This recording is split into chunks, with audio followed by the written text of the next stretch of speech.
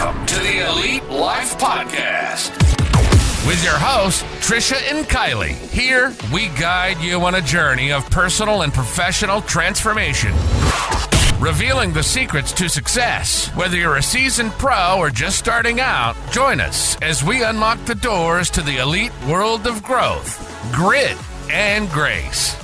So, let's dive in. Welcome, friends and Elite fam and everybody listening. You have found yourself in another episode of the Elite Life Podcast. I am Kylee. That is Trisha. And today we are celebrating a milestone for our girl over here. And she is going to talk about her experience and fulfillment from graduating from college, from U of M. And here's where we will cue Dave to put in like the song, the fight song. And I am so proud of you, sis. Like I remember when you really first started going back and you were like, I'm doing this. I set out to do this. And we've talked a couple times about the beginning of your journey and where you started and the doctorship and the not doctorship. Yeah. And I am so proud of you that you got through it. And there were so many times where I remember inside my brain, I was like, what? Why are you doing this? Yeah. First of all, like with the people you had to interact with, I was like, how are you doing this without not getting kicked out of school? Yeah. And you did such a great job. Thank you. Kudos. And you know, it's funny because that's a question I got all the time. Like, why are you doing this? And I want to start the story. I'm going to share some things that I've never shared before. And I'm going to do my best to get through it. With the least amount of feels possible. Dave, we need some tissues. Yeah, but I want to share these things because I think that they're very important for people to understand and to understand about me. And it's important for me to share them with the world because I very much, when you're on social media or you're a leader in the community or you're a mom, you know, you control how much access people get to you. And I've been very careful about not sharing some things in this journey because So I want to start at the beginning and go back to like when I left U of M. So, or even when I went to U of M. So I graduated in 2000 and I started at U of M. And back then I will say that they did not, maybe it was me. I don't know. It's hard to remember, you know, that many years ago. But when I went there, it was an extremely large school. I didn't really have any like direction, like you should do this, you should do this, you should do this. It was just like this open, like, hey, you got into this school, you feel like you should be a doctor, and you know, you're gonna do this, this, and this, and that's how it's gonna go. And he brought us tissues. Thank you, Dave. So I remember like when I signed up and when I went, I always felt very lost. Was it overwhelming? It was overwhelming. And I think that also what needs to be said is like, I was in a period in my life being that age and where my family was and where I came from that was very tumultuous. And I came from a family where we drank a lot. You drank when you were happy. You drank when you were sad. When 9/11 happened, I came home. We drank. Like you drank for every sort of reason. And there was a lot of drinking. And then when you go to college, there is a lot of drinking. And coming from an environment where like I went to a boarding school in high school, everything was very structured. And I was always on this like perfectionism, success, like get straight A's, do everything, get into a top college, get the heck out of Inkster and make something out of yourself because you just want to get as far away from this very chaotic, tumultuous life that you are in. Like my life at that point in time is I had no control. Things were crazy at home. There was tons and tons of alcohol. I came to college. I didn't know what I was doing. I had no direction. I had a hard time making friends. I didn't really know how to genuinely be myself or even necessarily who I was. And so I partied all the time. All the time. My first year, I still did well in class because I had structured my classes like I was in high school. So all my classes were right in the morning. And then I would get out of class and I would do homework when like all the other kids were just going to class. So I still got pretty decent grades my first year, but they were still nowhere near like the straight A's I pulled in high school. Like in high school, I was straight A's. I had all scholarships to go to U of M. I could never went to U of M without scholarships. I had all of my college paid for. But also like I was going to be a doctor, and I don't think there was ever anything in me that wanted to be a doctor. Like that wasn't my dream. Where did that come from? I don't even know. I think probably at some point in time, like my parents probably had said something about what an amazing, thing that would be if they had a kid that was a doctor. I don't even know where that idea came from, but it was not my dream. And being there and not having any direction, never really feeling comfortable, never really like feeling like I had actual real friends there, I fell into just partying. And I remember like showing up at exams and they were like, where's your blue book? And like, I didn't even have one. Like I was oblivious to even like trying to succeed in my classes. And I always say my big rebellion is I would come home. Sometimes I would come home on some weekends and I would waitress and I would work. And then in the summer, I came home and I ended up, when I went back to school, it was my grades got worse and worse. Like freshman year, they were okay. Sophomore year, like I really started to struggle. When I went back junior year, I was on academic probation. Like my grades had just tanked. Like I barely showed up to class. Definitely had any clue of what was going on. Like I was literally failing every single class. And I had partied all summer. Like I always worked though. So I thought in my mind, and I won't say who I got this from, but as long as I'm working, as long as I'm showing up and I'm doing what I'm supposed to be doing, it doesn't matter if I'm a mess because I'm still working and I'm still functional. So it's fine if like I'm a mess and I'm failing in class because like I'm working my jobs and I'm still showing up, and just showing up is not okay. No, it's not okay. And I didn't realize that at the time. I was a kid, and it was 2003, and the summer of 2003, I found out I was pregnant with Trent. And I still tried to go back to school, but I was now living in a house. I had bought a house in Westland. So I was commuting. So I'm living in Westland. I'm pregnant. I'm driving to Ann Arbor.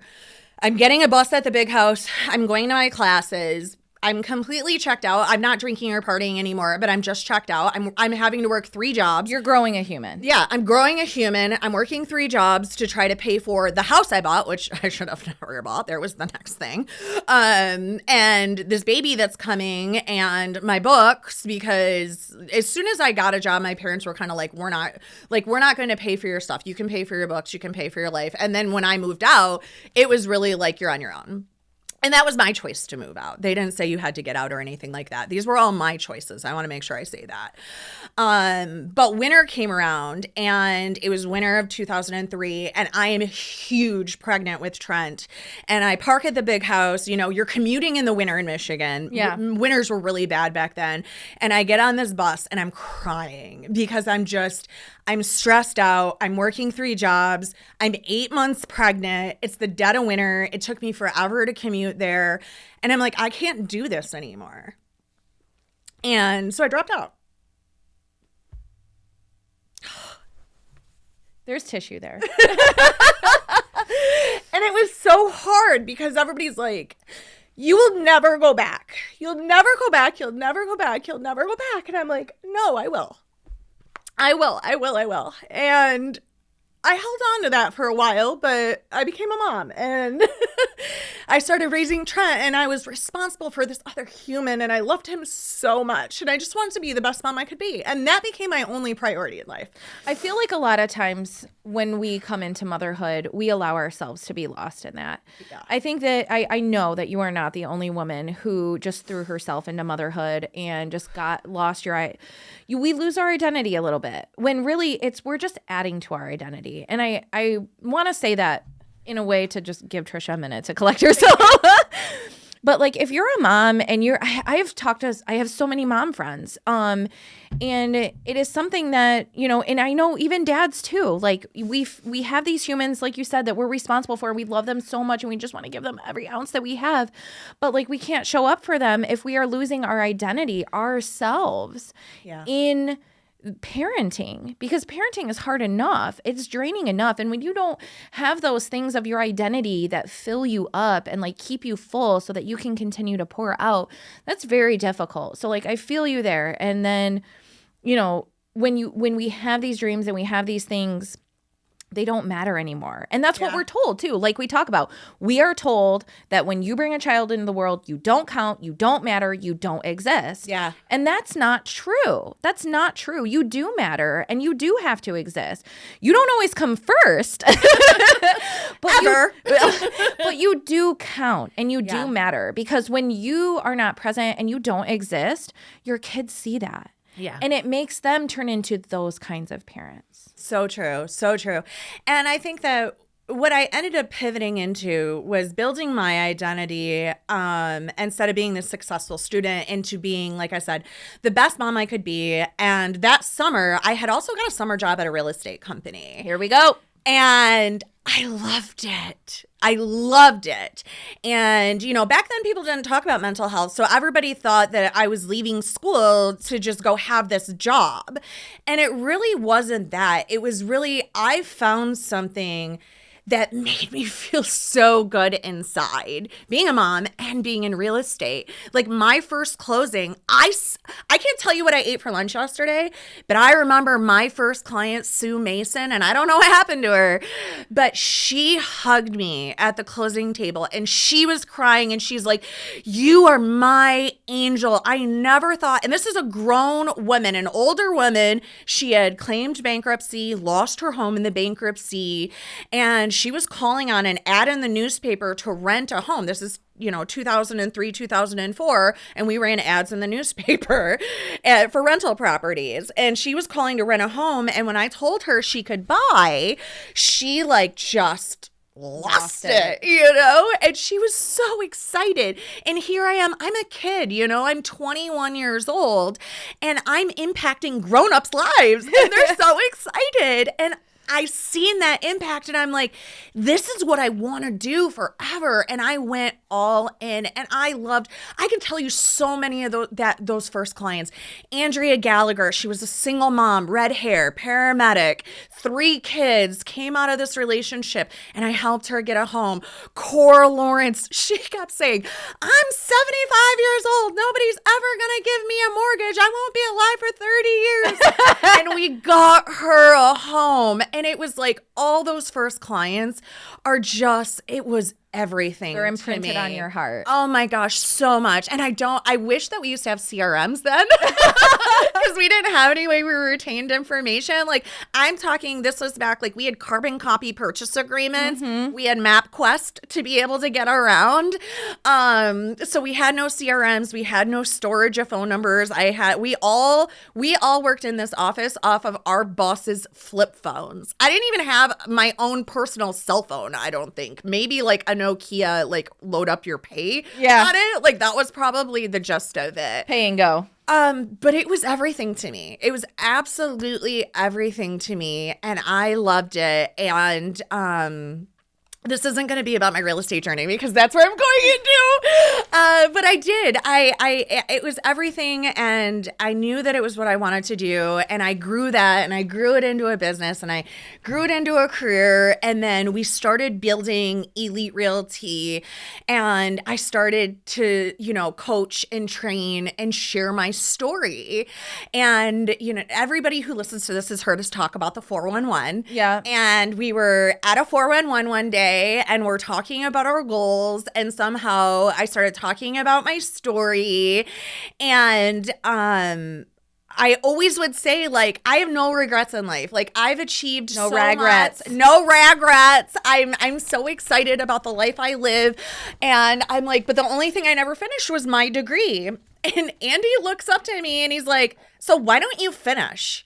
And I'm like, of course he would. Right. And I'm like, yeah, like you just drive to U of M and they take you back. And he's like, why not? And I'm like, because they don't do that. He's like, how do you know? I'm like, because I know they don't do that. He's like, why don't you try? I literally got in my car, left, drove to U of M. Nothing with me, just to prove Andy wrong.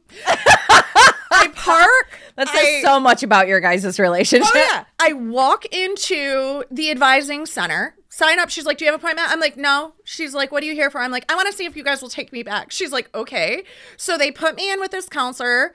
Mind you, the last time I was in this advising center is when I dropped out. When I was sitting in a chair, sobbing my eyes out, 8 months pregnant with Trent, because I dropped out in December. He was born in January. He was born January 8th, so I was probably like 9 months pregnant at that point in time. And I walk in and I sit down and he's like, oh, what are you here for? And I'm like, yeah, I want to see if you guys will bring me back to school. Can I come back to school? And like, I'm expecting him to say no. And he like, he's like, yeah, you have 52 credits. You're a junior. Have fun. What do you want to take? And I'm like, I'm sorry, what? I'm sorry, what? And I'm like, I didn't even bring a piece of paper and a pencil. I don't even know what I'm doing. I can't even take any notes. You're a junior. You got 52 credits. You're a junior. What do you want to take? Yeah. And he's like this. He goes, tell me a little bit about like what you're doing. I told him, I own a real estate company and I just literally came in here to prove my managing partner wrong. And he's like, you are going to have the best time of your life. He's like, all your core stuff is done. You already did like you get your to do math, the fun science stuff now. Yeah. He's like, you can now do whatever you want. Like, take whatever interests you. You can do it at your pace. You don't have to worry about student loans. Take one class at a time and just enjoy the process. And I was just like, okay. So he's like, what do he's like, you were going down the psychology tract. That was your major. Do you want to take a class on psychology? And I'm like, sure. And he's like, okay, well, like what days and times work for you? And I'm like, oh, none. And he's like, okay, none. Yeah, let's do this. So he signed me up for just one psych class. And it was a women's studies psychology class. So it was a nursing class, women's studies and psychology. And it was probably the best first class that he could have ever put me in because it resonated so much with me because I'm a mom and I'm a woman and I got to learn so much about how your brain works, about everything, about like you don't know what you don't know.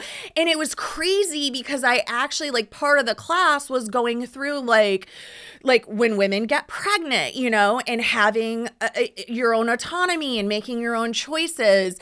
And the first day of class, I will tell you, the first day that I went to class, like I was so nervous. I would go before class and I would park and I would try to find my class because I was like so worried about being late. I was so worried about the one that like shows up and doesn't know what's going on and doesn't read the syllabus and is just, a mess and like does not, like I already do not belong. I'm an old woman in college, These are like the thoughts I'm thinking going in. And my first class, it was a lecture with a discussion. So a lecture, like you're in a lecture hall with like a few hundred people, probably like 400 or 500. It was a big lecture hall. And then your discussion, you're in this room with like probably about 10 to 15 people. It's pretty small. And he had set it up. So I had my lecture and then I went to my discussion. So it was just one day I was there. It was very easy for me to accomplish.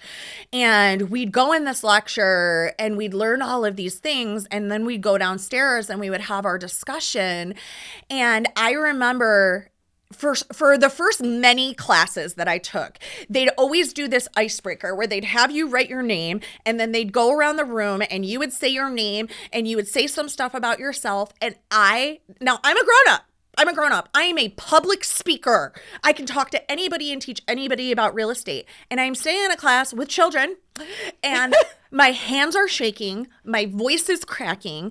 I am a nervous wreck and I'm like ready to vomit. I have so much like imposter syndrome. I do not belong here. Fear. What if I sound completely stupid? What if I don't know what to say? What if they all laugh at you? They're all going to laugh at you. And I'm like losing my mind in here. And it was like, and again, it didn't just happen the first time. It happened the first many times. But that first time, I remember I said they came around to me, and Trent's in high school when I went back. And I said, this was another thing that was going on is Trent's in high school and he's starting to say, well, I don't need to go to college. You didn't go to college. Like, you have this great business. I don't need to go to college. I'll just, play high school and like figure it out. Maybe I'll come work real estate.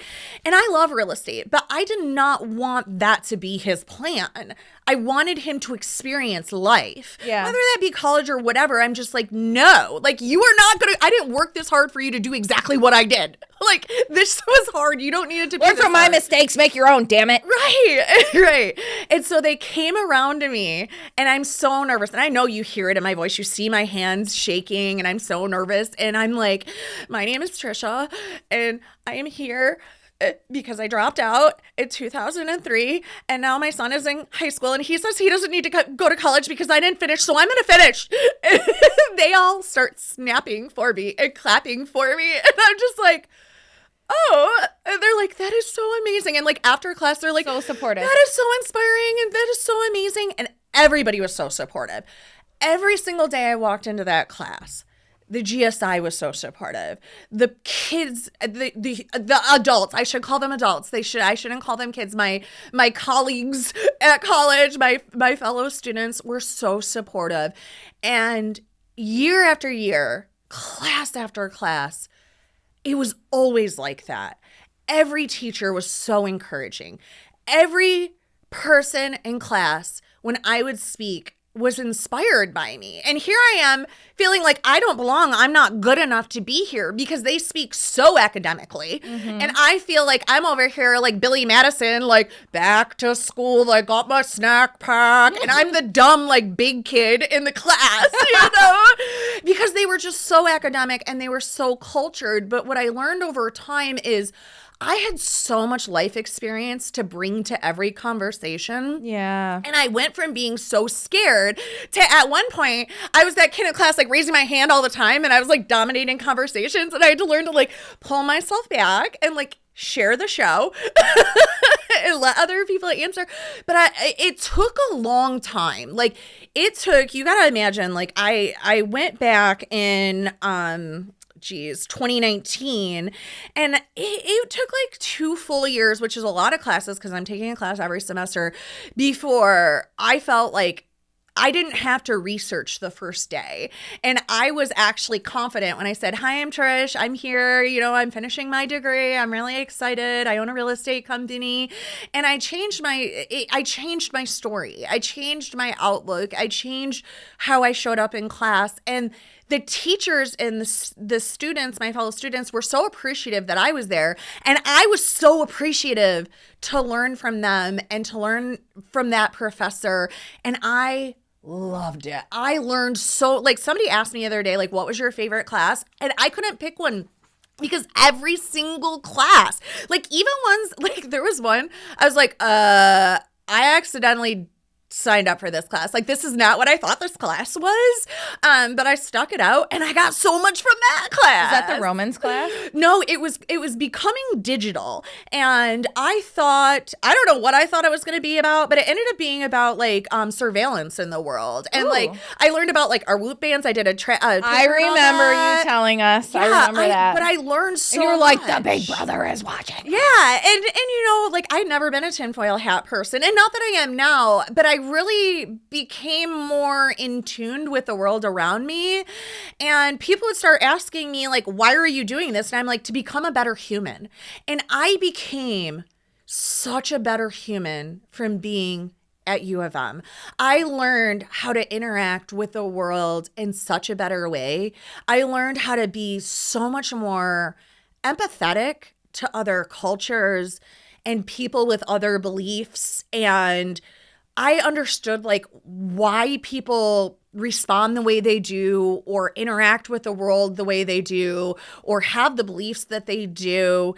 And I also learned and came to accept that like a lot of my thoughts were wrong and a lot of the way that I approached life was wrong.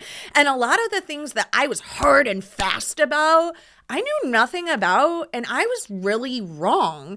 And it was the most humbling and freeing experiences I've ever had in my life. And it's kind of crazy because it's not that I couldn't wait to be finished, but when I got to the end, I was like, oh, thank God. Like, oh, thank God. It's been so much. But then I started to think like, I don't want to stop learning, you know? And there were so many times where I almost did quit. Like 2020 came around, COVID came around, and I actually withdrew from class. I sent them an email. I'm like, my business shut down. I have no idea what's going to happen in the world. Like, I have to withdraw. And then like 2 days later, they were like, no problem. We'll withdraw you. And the semester hadn't started yet. It was a few weeks before the semester, and they withdrew me. And I got an email that said we could get health insurance from U of M if I was a student. And that was God. Dave lost his job, which was where our health insurance came from. COVID happened. He lost his job. We lost our health insurance in the middle of a global pandemic. And God put that email in my inbox and said, Trisha, if you keep going, I will provide. Whether it's insurance, whether it's time, whether it's finances, it doesn't matter what it is, I will provide. And so it taught me trust and faith. And like, there's just so many lessons it taught me. And then when Dave had a stroke and he's in ICU, and I was in an entrepreneurship class and I was building out Stars Academy, which is where this whole show came from. Yeah. And I'm like, what am I doing? Like, my husband's in the ICU. I don't know if he's dying or not, or what will happen to our future. Like, I can't keep doing this. But God kept whispering to me, like, do this, like, finish this.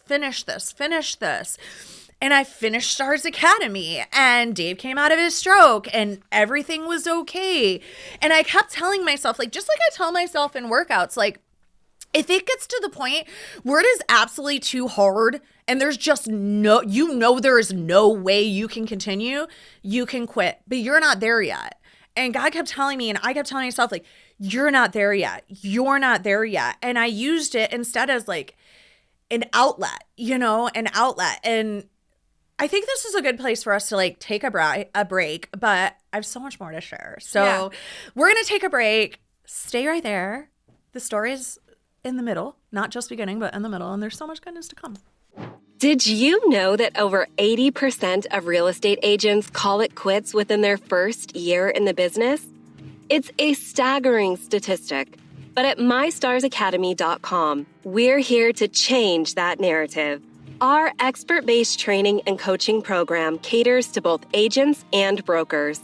The Agent Accelerator program is your key to leveling up your real estate business. Learn how to generate a constant flow of free leads, convert those leads into loyal clients, and keep them coming back for more as repeat business. Our industry experts bring years of proven success to the table and provide one-on-one coaching to help you achieve structure and work-life balance. We'll map out a plan for you to follow, guiding you through the steps to scale and grow both in your business and personal life. Don't become another statistic. Visit mystarsacademy.com and enroll today to pave the way for your future success. All right, friends, thanks for sitting tight. I'm so thankful that you guys are here with us as Trisha unpacks this amazing adventure that she's been on. And if you're just tuning in or you're just catching us, honestly, you got to rewind, because this unpacking of her journey is not it's not a situation where we're pushing people in one way or another, or like, it's not a braggadocious. I have personally taken some things from you already, because this is the first time I'm hearing some of the parts of the story, and we tight. Right. We hang tough. So there's not a lot of parts of her life that I don't know about, and vice versa, which is fabulous. Yeah. But I love that we are at the part where we are talking about getting ready to graduate. Yes. So, I want to give a shout out before I talk about graduating to a couple of professors that really made an impact while I was there. Because I think that teaching, like being a real estate broker, can sometimes be a thankless job. Mm-hmm. And I think especially at the University of Michigan, there are so many students there that are so amazing. And I would say the bulk of the students there are so amazing. They're caring, they're kind. If my backpack's open, they tap me on the shoulder. They say, fix your backpack. But I feel like a lot of these professors need to really understand the impact that they have on every single person that is in their class. And talking about Stars Academy reminded me of my professor for that, which is Dr. Fretz. Yay, I remember him. Yes, Dr. Fretz was my first favorite professor. Was that the one where his pergola burnt down in the background? Yes. Yes. So Can you please tell that story? So he used to be a Navy corporal, sergeant. He was in the Navy and he was high up on the leadership team. And so he has that background of being from the military. And he was my first professor that was just very straightforward with the people at U of M, because some of them get very coddled and they're very privileged, and that is what it is, and they'll grow and they'll learn, and that's fine. But I think that there's something to be said about a professor that comes across and goes, you're not that important, and you're going to get out on the real world, and if you don't figure out how to work an Excel spreadsheet, then you ain't going to get that job, you know? Here's what credit is. You need to build your credit. He taught them about building credit, about being a real entrepreneur. It was an entrepreneurship class, because I ended up picking up the entrepreneurship minor about halfway through my journey, and the professors in that minor, like if you're going to U of M or you have a child that's going to U of M, I highly, highly suggest taking some classes in the entrepreneurship world, because those professors are professors that have been entrepreneurs, that have been boots on the ground, out in the world, in the trenches, literally as Dr. Fretz was, and figuratively in business. And Dr. Fretz told it how it was. And when Dave had his stroke and I was building out Stars Academy, he's the one that had me build out Stars Academy. And he said, take time with your family. And I said, no, like I can take time with my family and I can be there for Dave, but I can still teach my classmates what it is to be a real entrepreneur and power through in the hard times. Now, again, like Dave was in ICU, but it wasn't like day to day we thought he was going to die. Like, I don't want you guys to think I'm a cold-hearted, awful wife. I was there every day, and at night I would go home and work on these things, and he was only there. This was only like a couple weeks. It wasn't months and months and months. But I was able to teach the kids in my group, the adults in my group, my colleagues, what it was like to be a real entrepreneur. And sometimes you have to put aside your personal stuff, no matter how big it is or how traumatic it is, if you can, and take care of the team. And that's part of being a leader.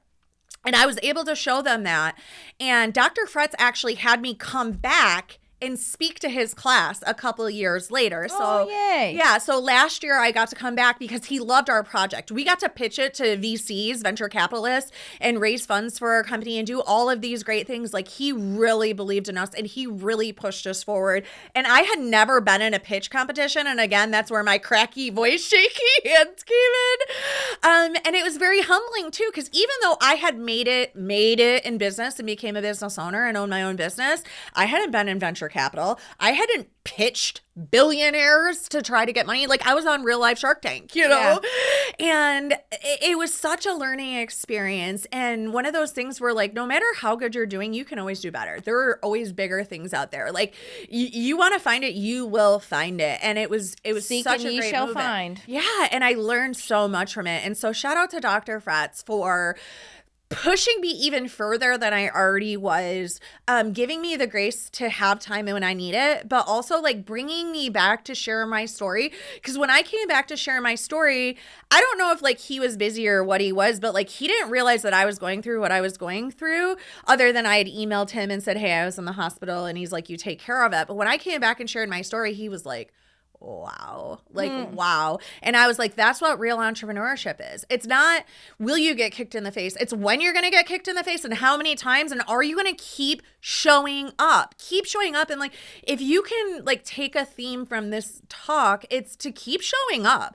Like, I had to keep showing up no matter what happened. And the pergola story is, we were on a Zoom for our team about Stars Academy because he would check in on us, and he's talking to us. And I think it was an AC unit that like had overheated and it caught on fire. So we're like, there's smoke behind you. And like, he lived in this amazing house, and it was like on the side of like not a mountain because we don't have mountains in Michigan, but it looked like a mountain. And he had a pergola behind him, and the AC unit had caught fire, and it caught the wooden pergola thing. Is that what you call them? Yeah. Yeah, pergola thing on fire. And there was a fire raging behind him on the Zoom while we're trying to like tell him about our project. And it was just like, it was wild. He's like, but he was so composed. He's like, excuse me, I need a minute. And he like puts the skirt on. Dude, he was in the Navy. So like I've learned things from being friends with Bevan is military people can keep their poop in a group. Yeah. I will tell you that right now. For sure. And then the next professor I want to talk about, which brings me to kind of the end of my college journey, is Professor Frayden. And when I got to this last semester of college, at U of M, when you go to the College of Literature, Science, and the Arts, so I was going to be a doctor, so that's science. So I was engaged in the College of Literature, Science, and the Arts. At each university, there's different colleges in the universities. So Literature, Science, and the Arts is for doctors. Business, if you're going into business school, you might be Ross School of Business. You might be in the nursing school if you're going into nursing. There's the law school. Yep, the law school. So with Literature, Science, and the Arts, you have to have 4 years of a foreign language. Now, when I went to Michigan Lutheran Seminary, that is a track to be a pastor or a teacher. So I learned Latin. So when I went to U of M, I started in Latin. So I had 2 years of Latin. And at U of M, when you are doing a foreign language, you have to go to class 5 days a week. Now, I have moved from Ann Arbor to Clarkston, and the only thing I have left is my foreign language. The drive to U of M from Clarkston during rush hour is an hour and a half. So to take 5 hours, 5 days a week to finish my foreign language, I'm like, I just didn't understand how I was going to do it. And so a professor had reached out to me, or not a professor, my new counselor. They like switch up your counselor, your academic advisors every once in a while. And I got a new academic advisor, and she had emailed me, and she's like, anything I can help you with? And I was like, yeah, I have no clue how I'm going to do this. No clue. And she's like, you can petition for an exception because you have not a disability, but you need an accommodation. She's like, your accommodation isn't a normal accommodation. It's usually like a learning accommodation or something like that. But you have specific circumstances that are going to make your life bad, for lack of better words. Again, I'm still not academically able to speak. There is definitely a much more academic way to put this forward. But like, it would have majorly inhibited my mental, physical health and my life to try sit in traffic for 3 hours. Yeah, and then go to school. So like, I would have like literally probably lost my business if 5 days a week I had to devote 5 days to school. When am I working? I'm not able to. So I applied for this exception accommodation, and they go, you got it. And I like had to write a whole essay. I had to go through this whole process. And thank you, U of M, for being accommodating. Absolutely. Because there are things in your life that aren't mental health accommodations or physical health or different things, but you still need an accommodation. And for those of you that are like, it's soft to need an accommodation for something. No, sometimes it actually saves your life. Like, I needed that to be able to finish something that was extremely important that I devoted now 24 years of my life to, with a little gap in between. So my accommodation was, you have to take 3 classes about ancient Rome. So they didn't make you take that last Latin class. Nope. So I would have had 2 more years of Latin because I had 2 years of Latin. I would have needed 2 more full years of Latin. So I had to take 3 years about ancient Rome.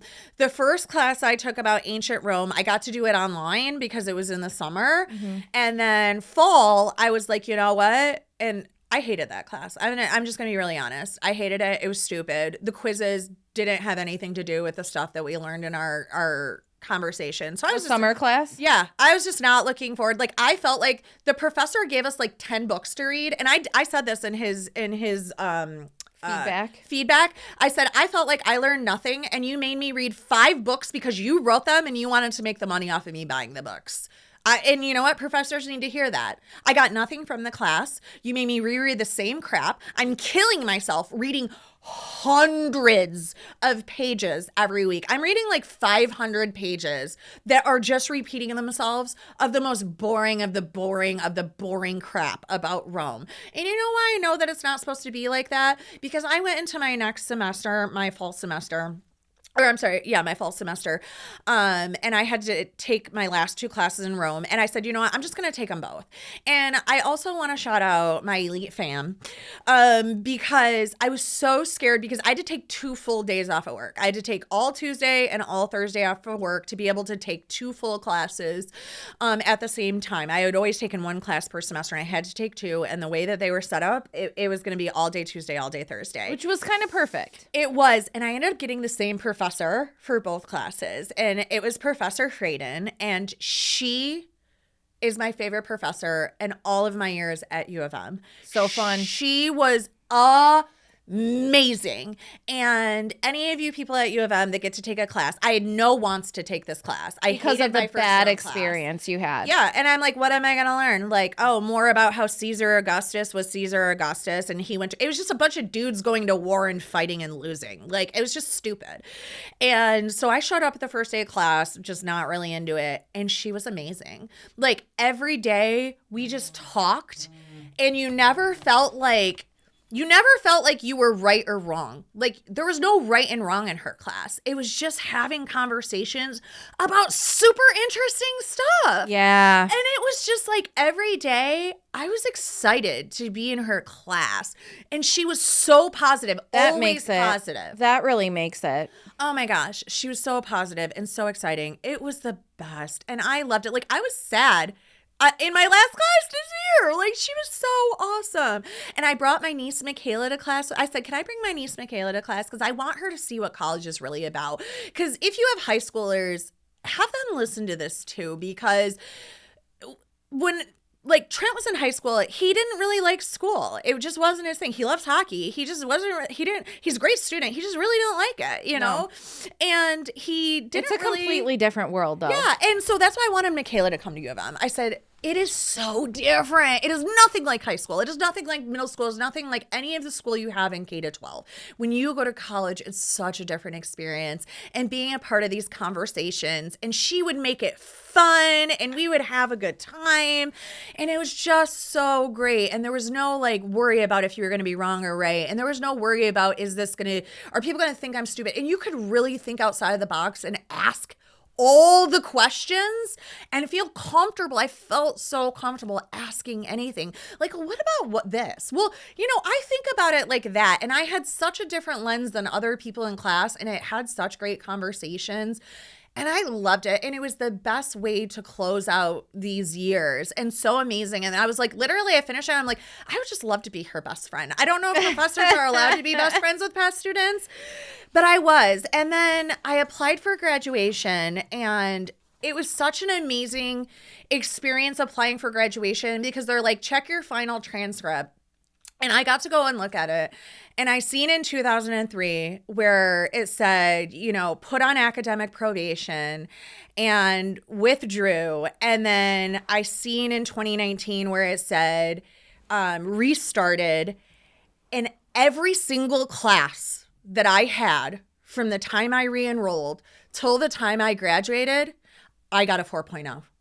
Every single one, whether it was hard, whether I had 500 pages to read, whether I had 25 deals I was doing and 15 agents were quitting and Trent had practice and he had a tournament and I'm traveling, no matter what, God help me find a way to get an A+ and make myself feel proud.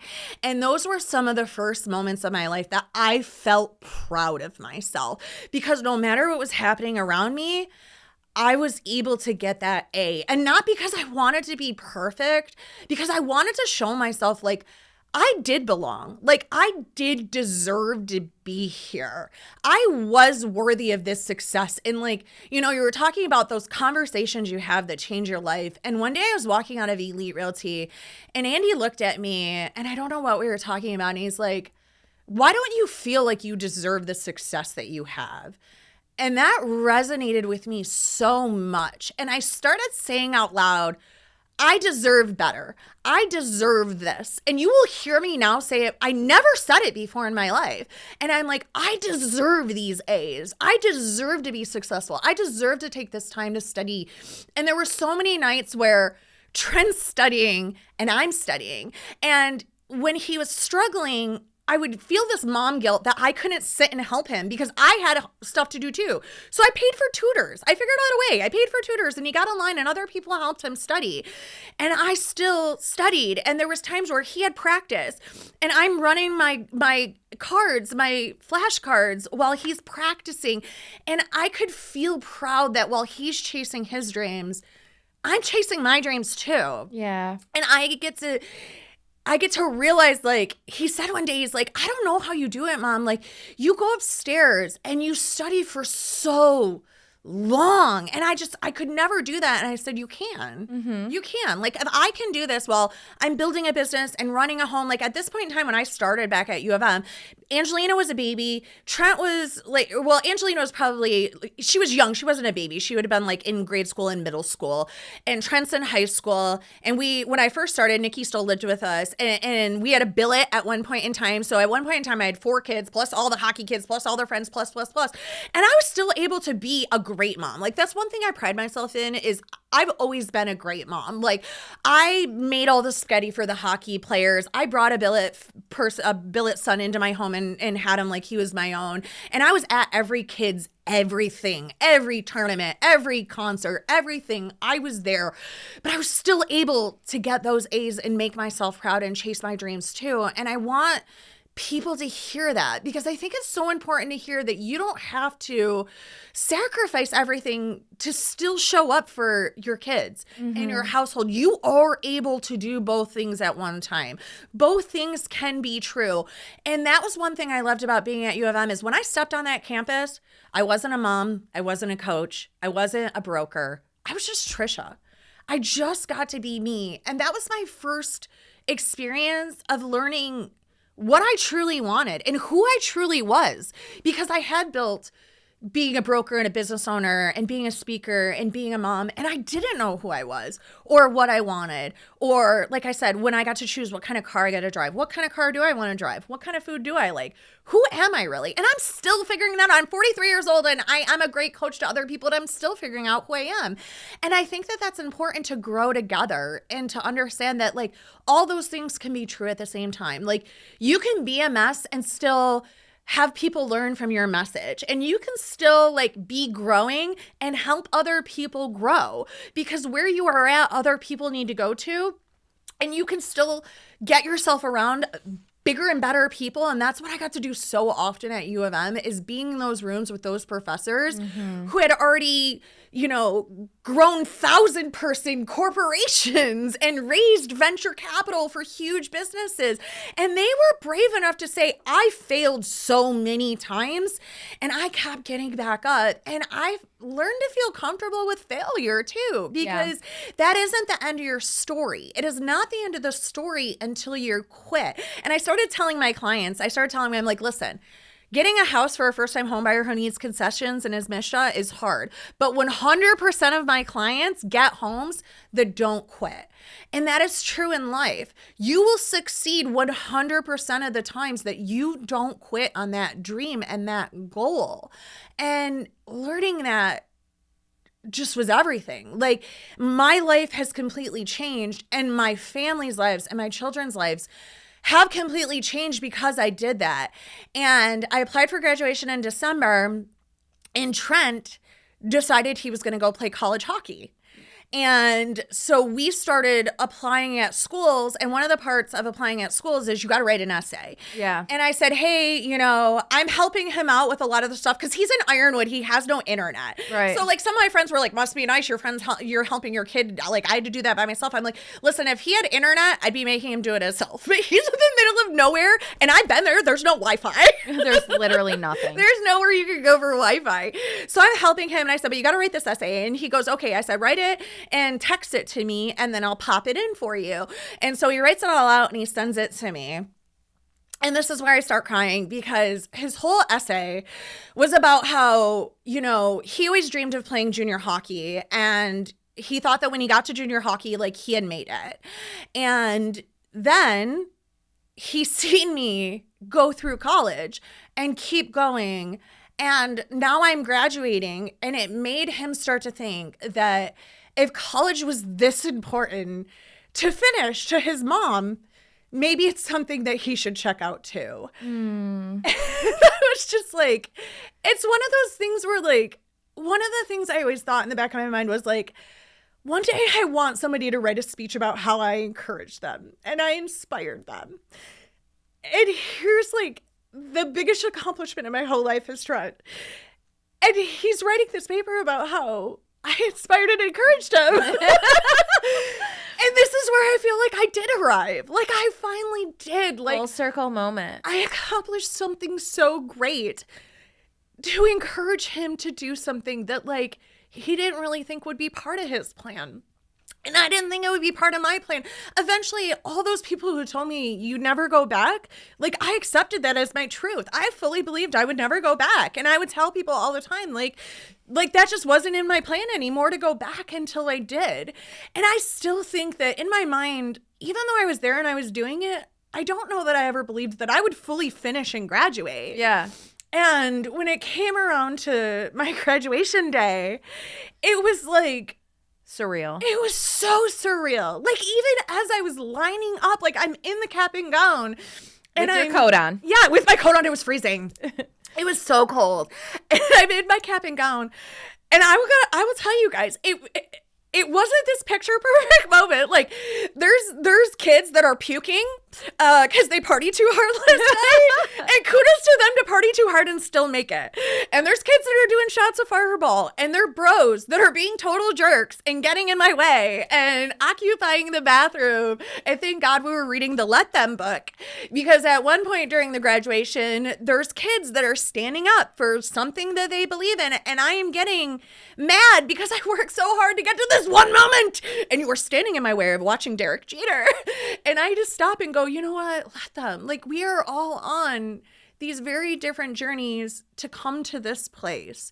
And whatever that looks like for you, that looks like for you. But for me, I needed to stand up and move out of that first seat that I picked and to a different seat and listen to Derek Jeter talk about choices and the choices that you make. And he talked about how like his family is still out in the crowd cheering him on. And my dad was there and my mom was there and Trent was there and my sister Nikki was there and Dave was there. And all of these people who meant so much to me. And I'm so happy that they were there. And for a long time, each one of them were a different why for me to get to this day. But at the end of the day, like I was sitting in that seat to make myself proud, to finish what I started because I had embodied this identity of somebody who finishes what they start. And I wasn't chasing like a diploma or a moment or even graduating. I was chasing fulfilling that real identity that I have built because one of my core values is integrity. And how can I have full integrity and say finish everything you start if I didn't finish that? Yeah. And so it was just such a great moment. And I wanted to share that because if the 2003 version of me could see me today, like she'd be like, no way. Like, how did you even get there? Like, it just wouldn't even make sense. Like, I just never, ever thought that I could get to where I am. And I have so much further to go and so much more growth to do. But I want to let everybody know, like, you're never too late. And grit and your journey doesn't always have to be loud. Like I shared little pieces about this and a lot of people don't know a lot of my story. And that's why I wanted to share it all, because if you've left something behind when you were in survival mode, it's not too late to go back and choose that for yourself and use the people around you to help get you there. But remember that it's for yourself and it's okay to be for yourself. And it's okay to be doing it for just you because you deserve that. You deserve that. Wow, T. Holy smokes. I knew this was going to be hard to do, so thank you. Oh, dude. I am even over here so glad for the 49 layers of foundation I put on this morning, y'all. Let me tell you. Thank you so much for breaking that all down. And I hope that someone out there listening, even if it just reaches and touches one person, that is why we sit down and we do this. We want you guys to understand that like Trisha said, it is never, ever too late. And you've now got my brain going of all the things. Because I feel like there are certain things that we do leave behind when we are in survival mode. Everybody goes through a season of survival mode. I don't care who you are or where you come from. Yeah. If that is something that's on your heart to pick back up and go do it, go do it. Yeah. I love that your whole thing started out with, I got in the car, I drove to Ann Arbor just to prove him wrong, just to show him. And the guy was like, yeah, where do you want to start? And God was like, boop, here you go. Yeah. Here you go. So not only did you set out to prove Andy wrong and all those people who said you were never going to go back, you proved yourself wrong. Yeah. You know? I did. And you did it. And you did it. And there's so much to be learned from this that I am so glad that you unpacked this. This was such a special episode to my heart. I love you so much, and I am so proud of you. I remember seeing your lives on graduation day and like looking at them and just remembering my own journey through college and like the dreams that we have for our children. Yeah. And we love you all out there. And if you would just, wherever you're at, wherever you're listening, please sub the show. We love bringing you these truly substantial, like heartful, like we really pour our hearts into these shows. And this is our passion project. You guys are our passion project. And we love you so much. And we thank you so much. And make sure that you come back next week because we drop a fresh episode every Thursday here on The Elite Life. Bye. Thank you for joining us today on the Elite Life Podcast with Trish and Kylee. Don't forget to share this episode with a friend so we can keep delivering you more fantastic insights on grit, grace, and growth. Stay connected with us on Instagram and Facebook, where we'll keep the ideas flowing to help you build a life you love and leave a legacy you can be proud of. Until next time.